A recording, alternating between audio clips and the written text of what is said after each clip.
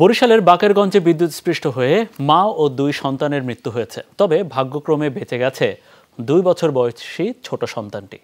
দুপুরে বাকেরগঞ্জ উপজেলার নিয়ামতি ইউনিয়নের ঢালমারা গ্রামে এই মর্মান্তিক ঘটনা ঘটে। ঘটনায় শোকের ছায়া নেমে এসেছে গোটা গ্রাম জুড়ে। এই মৃত্যুর জন্য পল্লী বিদ্যুৎ সমিতির উদাসীনতাকে দায়ী করছেন স্থানীয়রা। দাদার কোলে চড়ে মা ও দুই ভাই বোনকে খুঁজছে অবুঝ শিশু সানি। বেলা 11টার দিকে ঘরের পাশের বাগানে লেবু পাড়তে যায় 4.5 বছরের সালমান। এ সময় সম্প্রতি ঝড়ে ছিঁড়ে যাওয়া বিদ্যুতের তারে জড়িয়ে যায় সে। ঘটনার সময় মা সোনিয়া বেগমের কোলেই ছিল 2 বছরের সানি। তাকে রেখে সালমানকে উদ্ধার করতে যান মা সোনিয়া বেগম ও তার 9 বছরের মেয়ে রেজবিনা। ঘটনাস্থলেই প্রাণ যায় 3 জনের।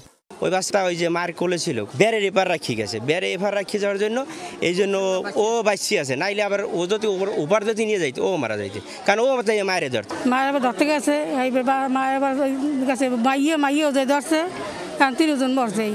শাশু শ্বশুর ঘরে এলো না কেউ, আবার ডাক্তার ধরে গেলে ওর যাই ধরছে এই মাইয়ের যায়। পরে আবার হেরে ওই যে মাইয়ে বড় তো 11-12 বছর বয়স হেগে যে এবার মায়ের ধরছে।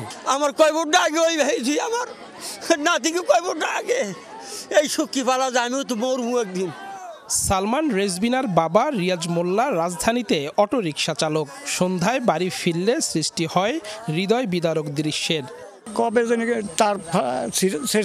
তারা জড়ায় না, বিদ্যুৎ তো নাই। এই তারটা যদি 100 ফুটের মধ্যে 5 জায়গায় রিপেয়ার করা থাকে তাহলে এটা তো সম্পূর্ণ ঝুঁকিপূর্ণ অবস্থায় থাকে।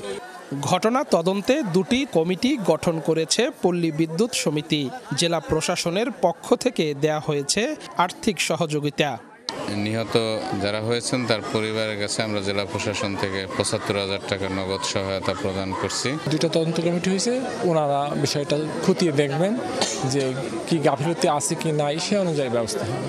জানাজা শেষে পারিবারিক গোরস্থানে দাফন করা হয়েছে মা ও 2 সন্তানকে। কাউসার হোসেন, যমুনা নিউজ, বরিশাল।